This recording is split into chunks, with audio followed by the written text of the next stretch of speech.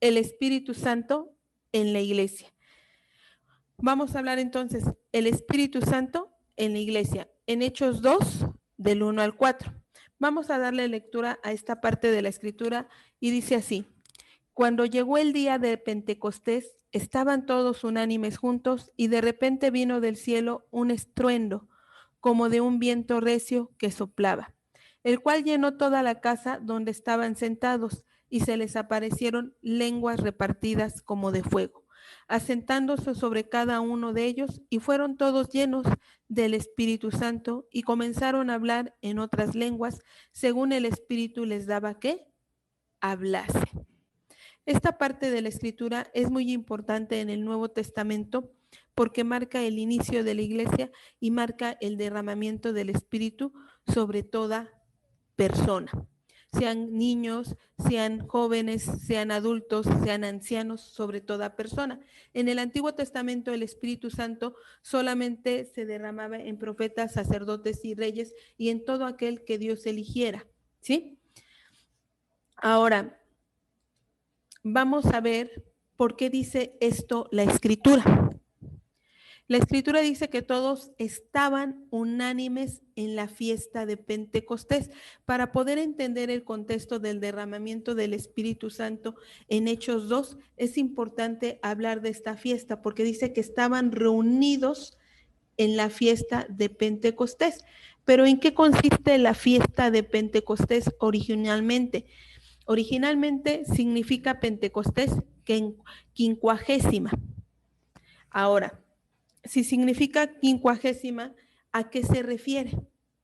La fiesta de Pentecostés en el Antiguo Testamento es una fiesta que se celebraba, no es exclusiva del Nuevo Testamento, sino esta tiene su origen en el Antiguo Testamento.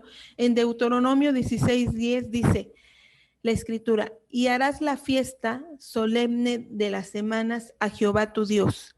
De la abundancia voluntaria de tu mano será lo que dieres, según Jehová tu Dios te hubiere bendecido.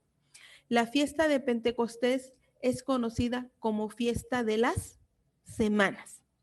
Entonces dice que se iba a dar voluntariamente según lo que Dios hubiese bendecido a la persona, entonces iba a dar, se iba a desprender de lo que Dios le había dado. Fiesta de Pentecostés significaba fiesta de las semanas, pero ¿a qué se refería dar de lo que Dios nos había dado? Bueno, esta fiesta, su origen es agrícola. Acuérdense que el pueblo de Israel también sembraba y al sembrar llevaba los primeros frutos de su siembra o de sus cosechas. Vean lo que dice Levítico 23 del 15 al 16. Y contaréis desde el día en que sigue el día de reposo, desde el día en que ofreciste la gavilla de la ofrenda mecida. 7 semanas cumplidas serán. Hasta el día siguiente del séptimo día de reposo contaréis 50 ¿qué? Días, que es lo que significa quincuagésimo. Entonces ofreceréis el nuevo grano a Jehová. ¿Cuántas semanas se tenían que contar? 7 semanas.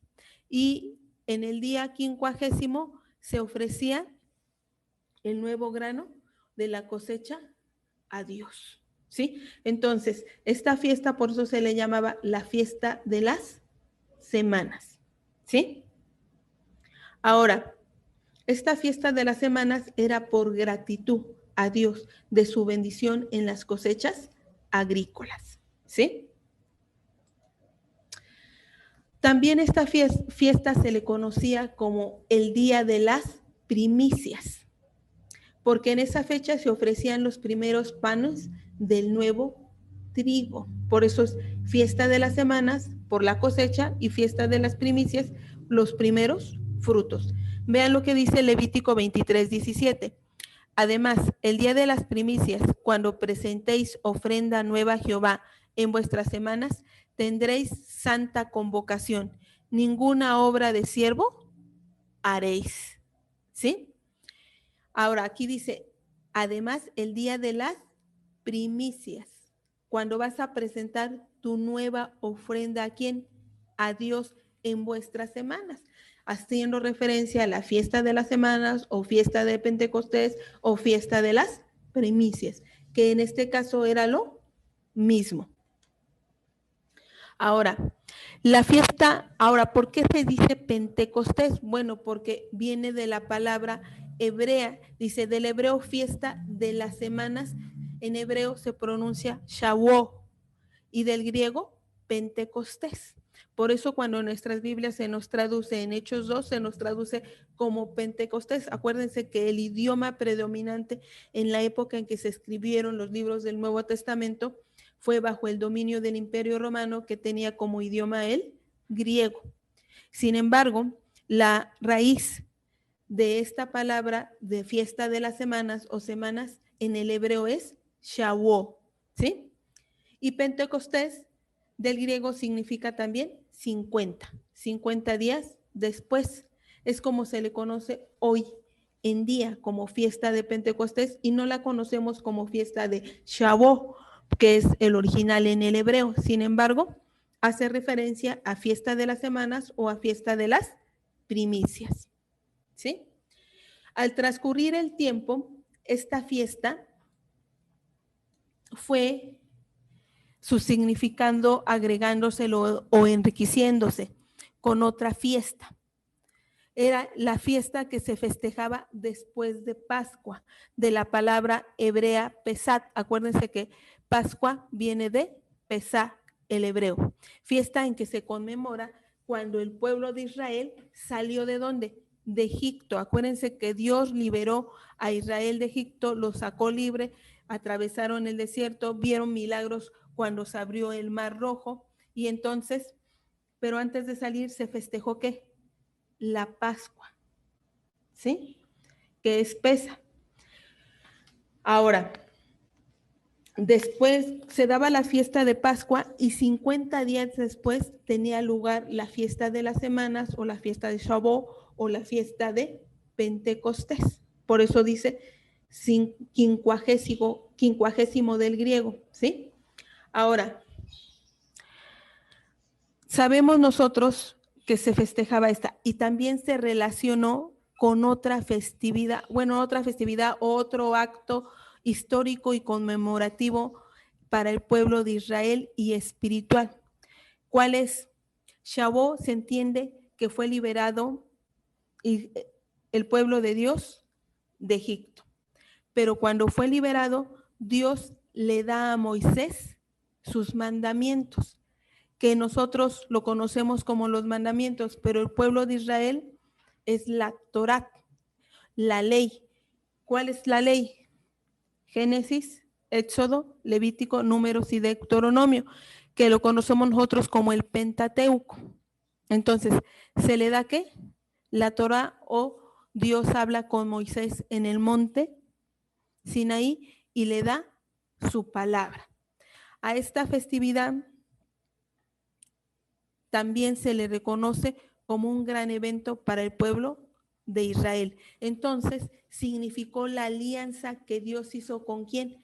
Con Israel, cuando les entregó la ley, es decir, la Torá, ¿sí? Entonces, esta fiesta de Pentecostés está relacionada con la Pascua y está relacionada cuando Dios le da la ley a Moisés. Amén. ¿Sí? Ahora, ya que sabemos el antecedente histórico y el antecedente espiritual de la fiesta de Pentecostés, que está relacionada con la Pascua y con el Shavuot, se le dio la ley al pueblo de Israel, voy a leer lo que dice Hechos 2:1. Cuando llegó el día de ¿qué? De Pentecostés, estaban todos unánimes. Entonces estaban los discípulos, ellos como pueblo de Dios acostumbraban a festejar en Pentecostés o fiestas de las semanas o fiestas de las primicias, que se cumplían 50 días después de la Pascua y al mismo tiempo se festejaba que Dios les dio la ley o la Torá al pueblo de Israel, ¿sí? Entonces, todos estaban reunidos.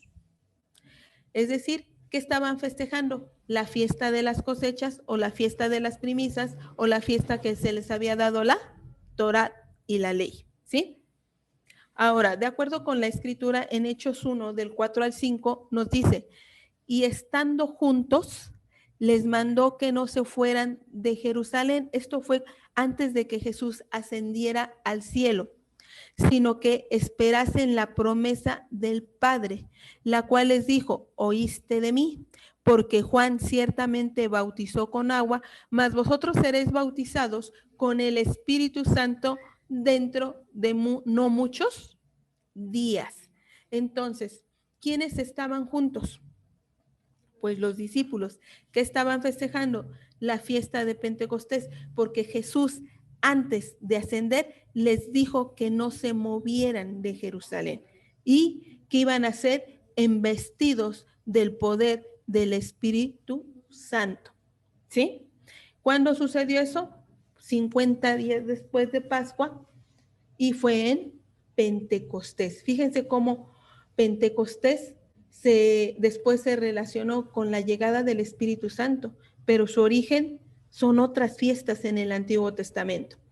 Ahora, en Hechos 1:8 la escritura dice, pero recibiréis poder cuando haya venido sobre vosotros el Espíritu Santo y me seréis testigos en Jerusalén, en toda Judea, en Samaria y hasta lo último de la tierra.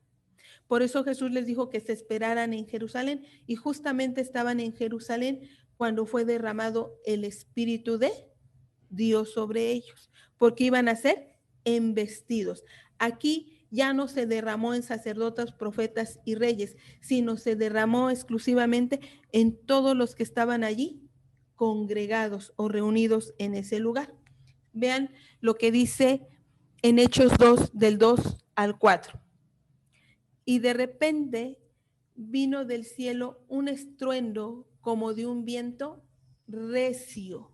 ¿Qué vino del cielo? Un estruendo.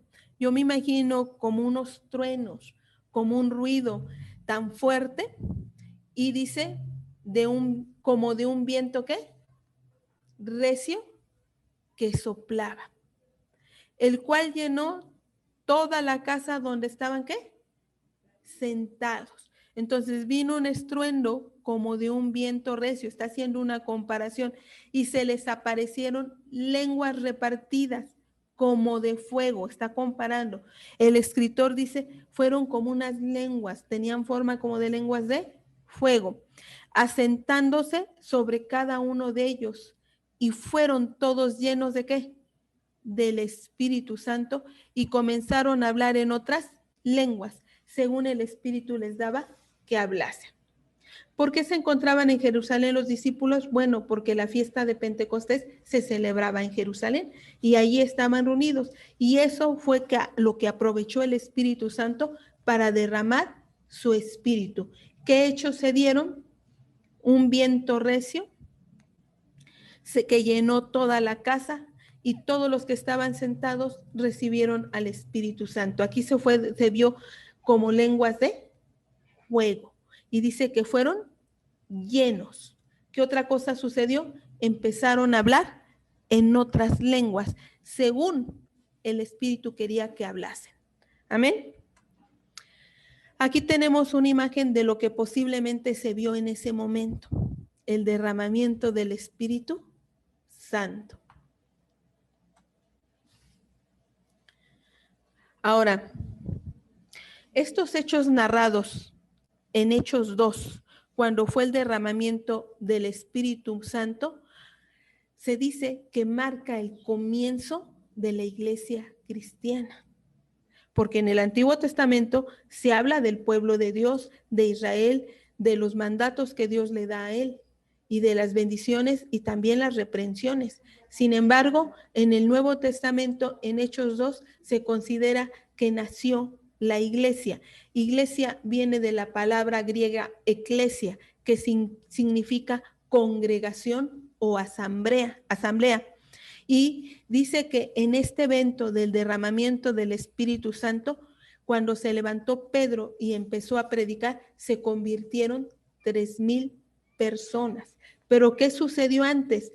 Pedro fue embestido por el poder del Espíritu Santo. ¿Y cuántos se convirtieron? 3,000 personas. ¿Sí? En el primer discurso de Pedro. Es decir, fueron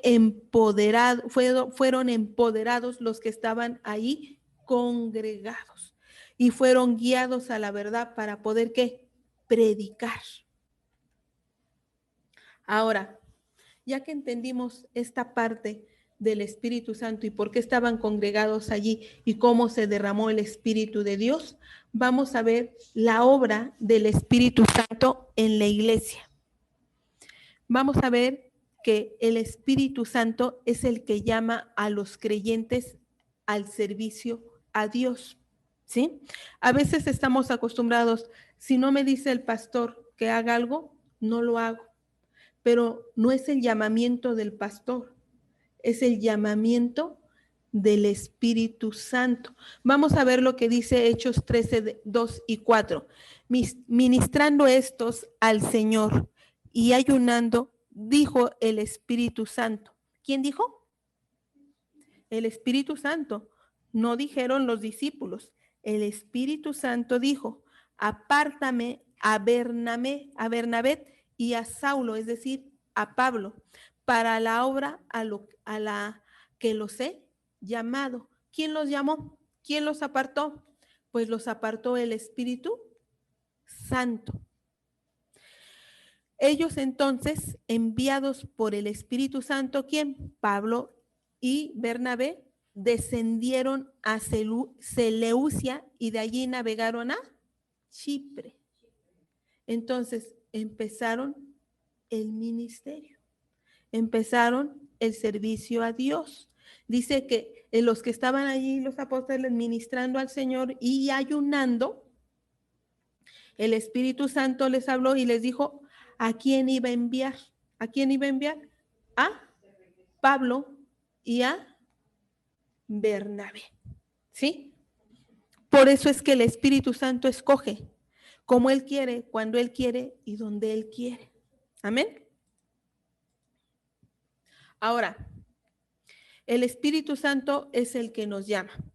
Otra obra del Espíritu Santo en la iglesia, no solamente en ese tiempo, sino en nuestro tiempo, es que testifica a nuestro espíritu. Nos da ¿qué? Testimonio.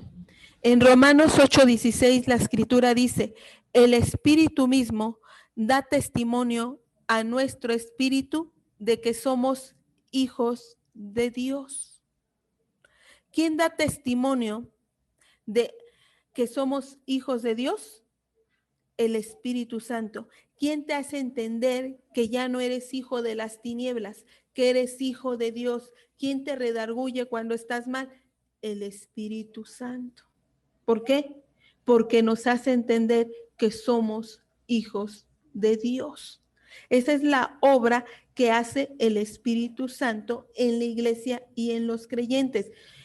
De Hechos, de la iglesia de Hechos y de la iglesia de hoy en día, ¿sí? Es el que nos da testimonio y nos aclara y nos dice, eres hijo o hija de Dios. Amén.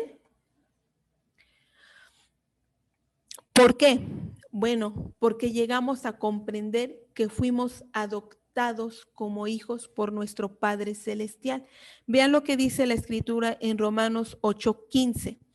Pues no habéis recibido el espíritu de esclavitud para estar otra vez en temor, sino que habéis recibido el espíritu de adopción por el cual clamamos Abba Padre, donde Abba significa papito, padre, ¿sí? Abba es una expresión de cariño, de aprecio, de ternura hacia Dios. Abba, Padre, ¿sí? Entonces, ¿quién nos hace entender que ya no debemos andar en esclavitud? ¿Cuál esclavitud? Pues la esclavitud del pecado, en todo lo que no conviene, en todo lo que Dios no quiere que hagamos, en el que nos redarguye y nos hace entender que hemos sido, ¿qué? Adoptados.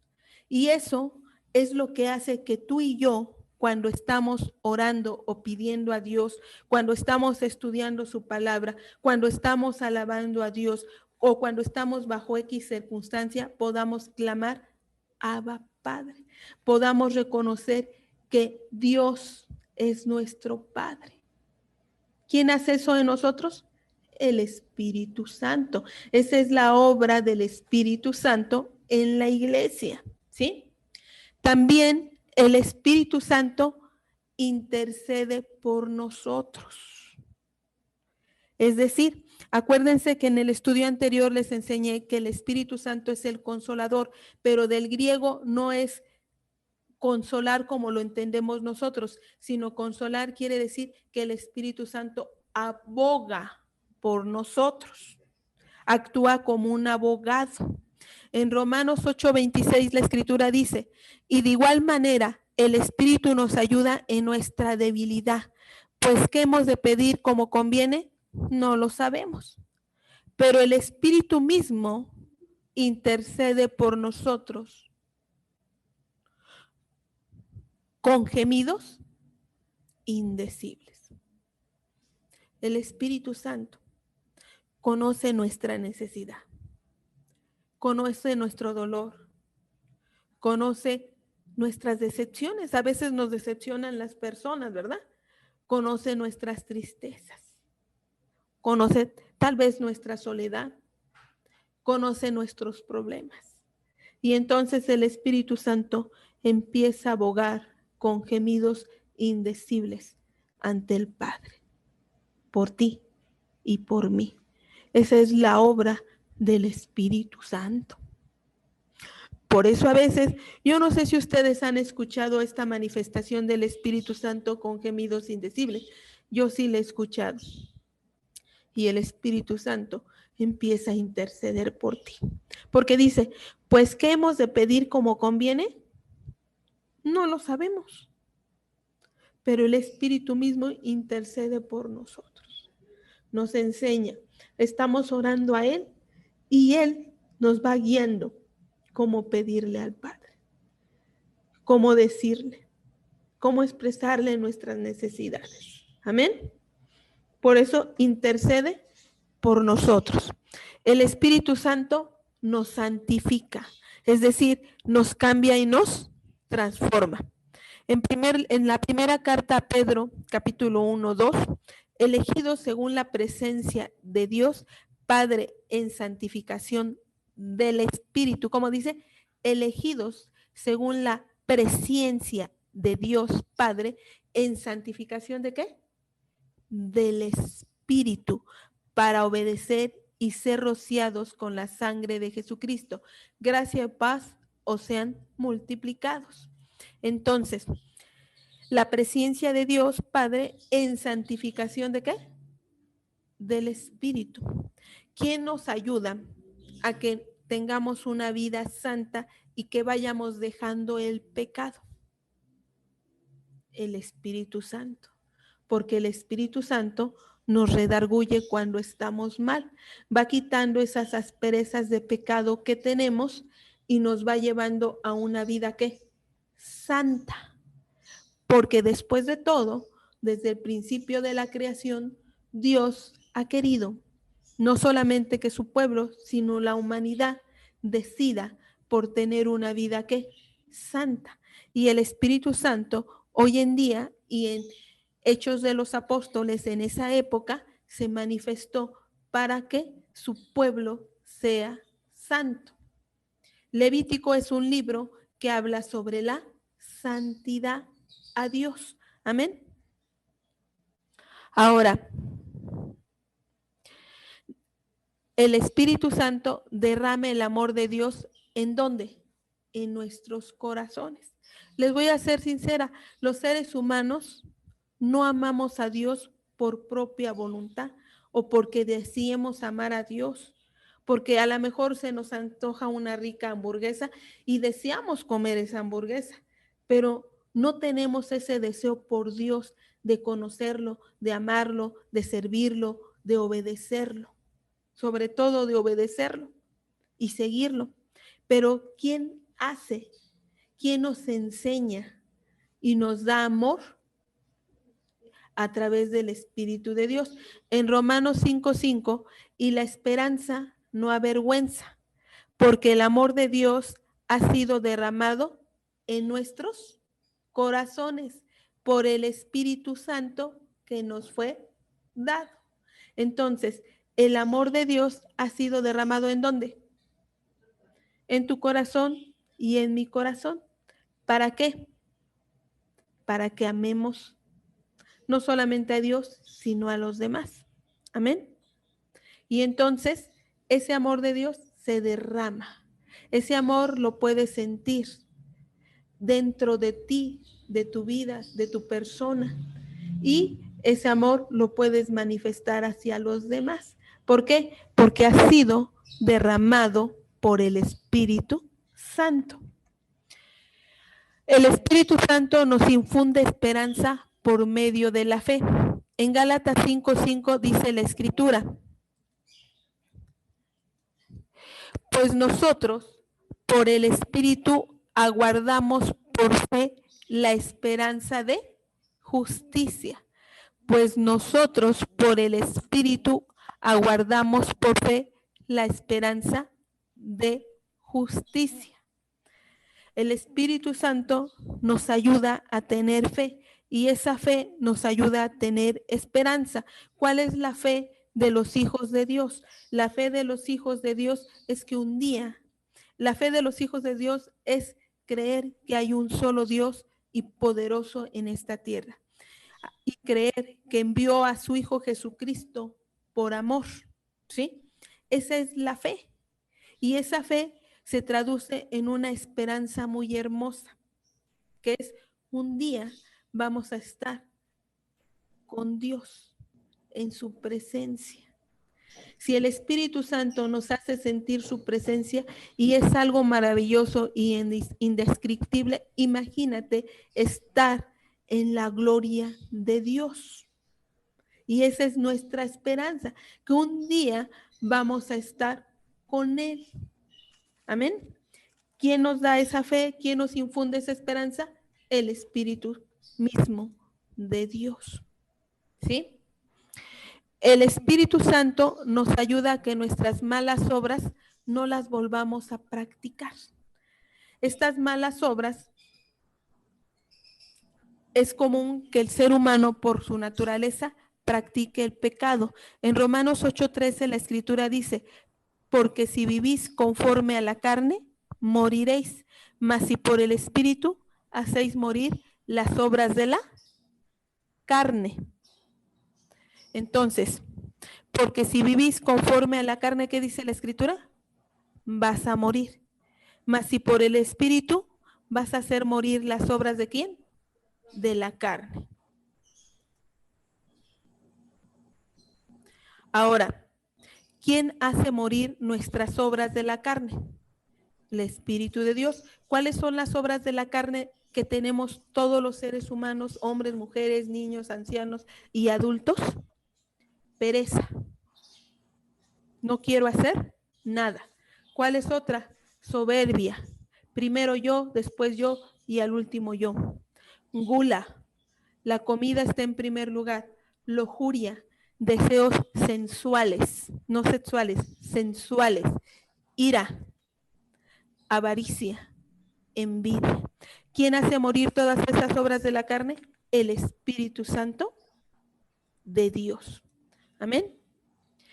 Y si el Espíritu Santo hace morir esas obras de la carne en nosotros, entonces nos va a permitir y nos va a ayudar a caminar en santidad. ¿Con quién? Con Dios. En Gálatas 5:25 la Escritura dice: si vivimos por el Espíritu, andemos también ¿por qué? Por el Espíritu. Si vivimos de acuerdo a las obras que nos está enseñando el Espíritu Santo y nos está guiando a toda la verdad, entonces estamos caminando según la voluntad de Dios. ¿Quién nos ayuda a hacer eso? El Espíritu Santo. Por lo tanto, podemos decir que el Espíritu Santo obra en la iglesia. ¿Quién es la iglesia? Tú y yo. ¿Para qué? Para convencernos de pecado, para transformarnos y llevarnos a una vida santa y para que tengamos una esperanza que no avergüenza, que es estar un día en la misma presencia de Dios. Para eso ha sido derramado el Espíritu Santo en la iglesia. ¿Cuándo inició este derramamiento? En Hechos 2. Se dice que Hechos 2 da la pauta para el inicio de la iglesia en el Nuevo Testamento, entendiéndose como iglesia, congregación o asamblea del griego. Es decir, el Espíritu Santo está hoy en este lugar. El Espíritu Santo quiere estar en tu vida porque quiere obrar en tu vida, quiere transformar tu vida, quiere cambiarte de una vez por todas y quiere llevarte a una vida santa. Porque los pensamientos de Dios son para bien y no para mal, porque sus caminos son más altos que nuestros caminos y sus pensamientos más altos que nuestros pensamientos.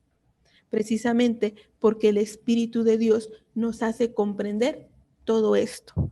Cuando nosotros nos dejamos guiar dentro de la iglesia por el Espíritu de Dios, vamos a amar, vamos a servir y vamos a obedecer a Dios por amor, no porque no lo impongan, sino porque amamos a Dios sobre todas las cosas. Amén.